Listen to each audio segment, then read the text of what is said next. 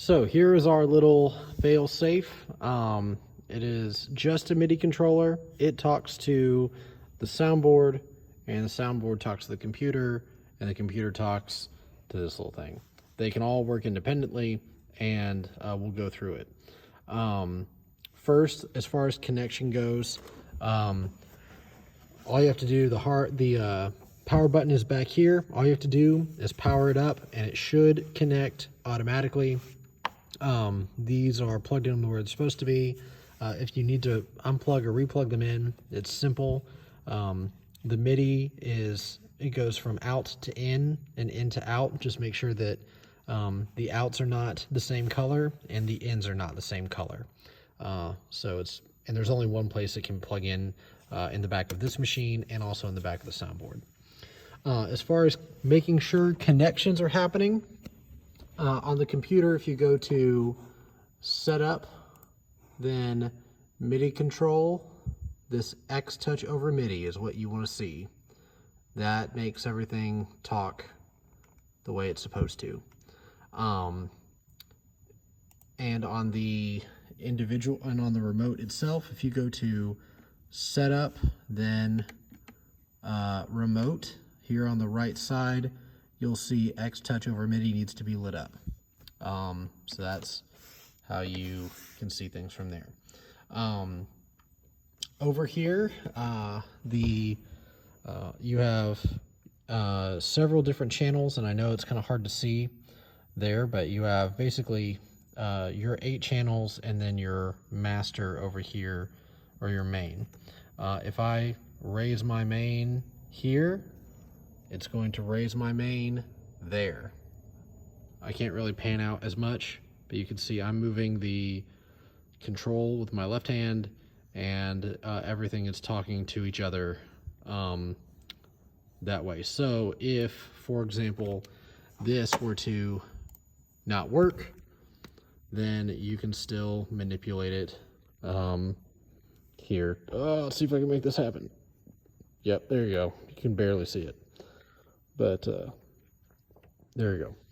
Just as proof. So let's go over the board or this controller just for a second. It does have some funny things here. The most important things that you'll need to know about are this fader bank and the select buttons here. The select buttons tell you which thing you are manipulating. So right now our kick is active, and you can see it says that here at the top. So if I change my fader bank, it goes to different instruments like my keys, my bass, TJ, so on and so forth. But I'm still selected as one. Now, to make changes to my mains, I don't have to have anything selected. For example, Matthew, if I were to change this here, you can also see it change, right there I am, right? So that makes it super quick and super easy. So your fader banks are important. If you don't want to hit select, that's what the channel button is for also. So I'm going to click that. So if I go to bank 1, 2, 3, 4, 5, 6, 7, 8, next bank, and then now I've selected my different channels. That's just another way you can make that happen. Other important things to see, this track button. If you click that, you lose the names, but these knobs now essentially become your gain knobs. So if we go back to channel 1 here, actually let's do channel 15 because, or 16, because nothing important is happening on that channel. So if I go to 16, hit track, now this has become my gain knob. So if you need to adjust something there, you can do that quickly and easily. Pan, same thing. Now these have become your pan knobs. It's very easy to see on the keys and on the bass, you have hard left, hard right, hard left, hard right. The other important things to note are these set of 8, the MIDI tracks to user in F1 to F8. Those are actually our bus mixes.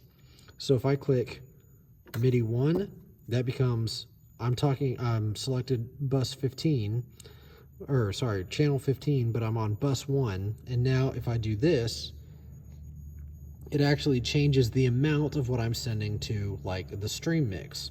If I go to here, this actually changes what I am sending to Cody's mix. I'll pull up Cody's mix, and we'll go to, just as an example, we'll go to channel 20, right? So if I change this, pull this down, you're going to see this on DC Sing, right? And you can tell that by bus 3. Bus 3 is what's important there. 4, 5, 6, 7, and 8. Then this brings you to bus 9, 10, 11, 12, 13, 14, 15, and then your sub, right? So if I go to, if you're looking at my bass, right, and I lower that, now I am taking the kick drum out of the sub mix. So that's how that works. Other important, to get back to a normal view, either hit flip or this global view. This tells you what all your channels are. These lights are important. I know it says automation, but you can actually, they're actually mute groups. Mute group 1, mute group 2, 3, 4, 5, and 6. And you can see all those are highlighted at the top. So very, very, very handy. And of course, this is always going to be your main left, right. Now up here at the top, you can look at these are kind of, nope, I take that back. We already talked about what these do.